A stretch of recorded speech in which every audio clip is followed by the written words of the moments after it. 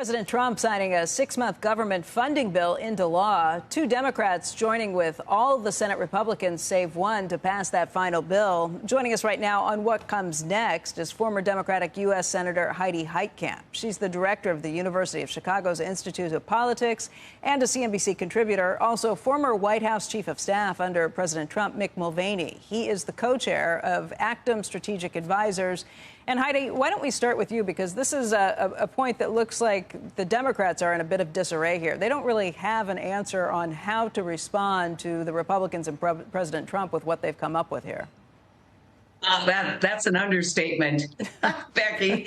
I mean, when you go back and you take a look, Chuck made the right assessment. Chuck Schumer, the minority leader, basically said, look, what next? If this doesn't pass, we're then in a spiral of shutting down government. It then becomes about the Democrats. And this is a 6-month CR. I think that the message should have been, OK, we're going to do this CR, but where's your budget?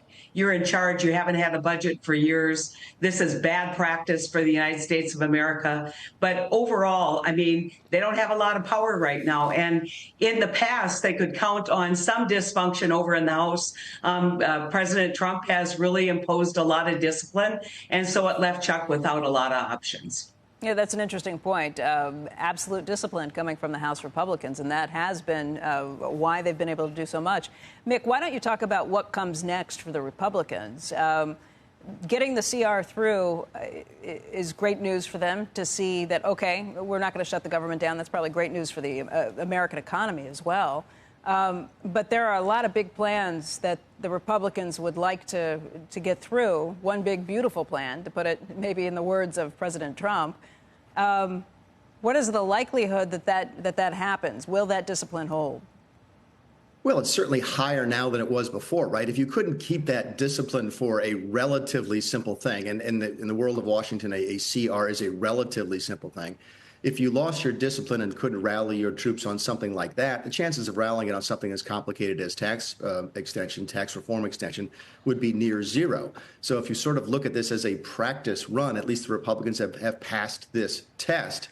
And the Democrats have not. I think one of the things that folks are missing out on is that it would have been relatively easy for the Democrats in the House to talk to the Democrats in the Senate about how they wanted to handle this before they had this difficulty in public. So if the Democrats are really that divided, does it help the Republicans? Probably not. It just doesn't hurt them. Keep in mind, the Republicans are hoping to pass the tax bill with no Democrat votes, or at least planning on having no Democrat votes. So the disarray in the Democrat Party counts on legislation where you need 60 votes in the Senate, as you did with the CR, but it doesn't really help the Republicans much on those reconciliation bills that only need 50, as tax reform will need.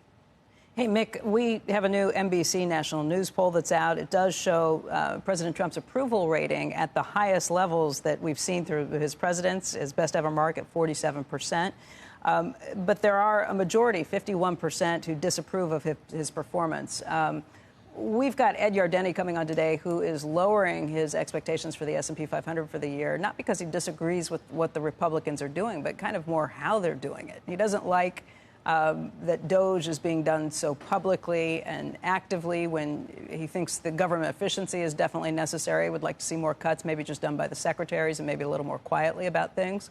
And the idea of trying to get the tax law passed and some of the benefits, the tailwinds for business, rather than dealing with tariffs right up front. What would you say to that? I think the Trump popularity is there in large part just because he's doing something. Keep in mind, so many people on both sides of the aisle have complained for so long that they elect people and they don't actually do what they say they were going to do. Agree or disagree with Trump, he said he was going to do a couple of things, and he's done exactly those things in the first couple of days, so that helps. The unfavorability comes back to the things you and I have talked about for years on this show. It's the economy, stupid. And if people feel like they're better off economically, Trump will go up in his favorability ratings, and then his authority over his party in Washington will increase as well. If we do slide into recession, that will obviously change. And do you think, Mick, that, I mean, this is a little bit of a race. Some people say it's smart to put take your medicine first before you get any of the benefits from these things, because this could be when your popularity is at its high. Is this what you would counsel them to do? Yeah, I mean, it's just what any CEO would do at any company. They have to turn around, right? Do the really, really hard stuff first. And the good thing for Trump is he doesn't have to run again, despite what the far left says about him running for a third term.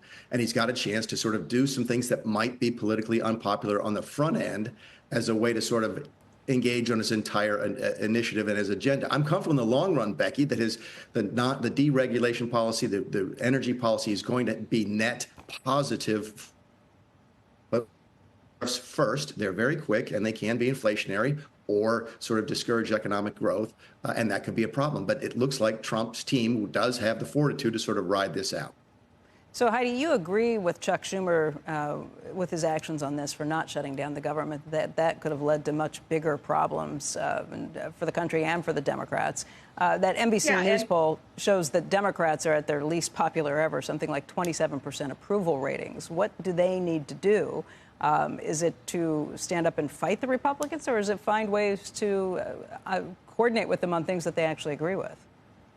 Well, I think that right now, what you're seeing is this playing out in real time. I mean, Mick can talk about in the long run, but first impressions in politics matter. And the first impression, as seen by the Index of Consumer Sentiment, you know, Trump got elected to fix the economy.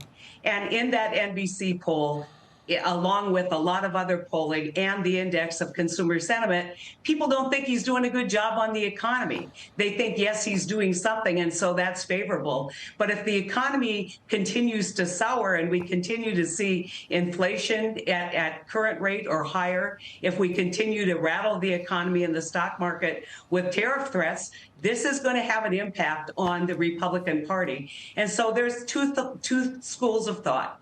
The Democrats can sit around and just throw out more rope and see what happens, or they can, you know, harangue everything today. And I think that the better course is to be very strategic in what you criticize and focus on why he's there, which is to fix the economy, which isn't getting fixed, and in fact is being disrupted in ways that we haven't seen in the past. And so that Trump wasn't willing to do in the first term.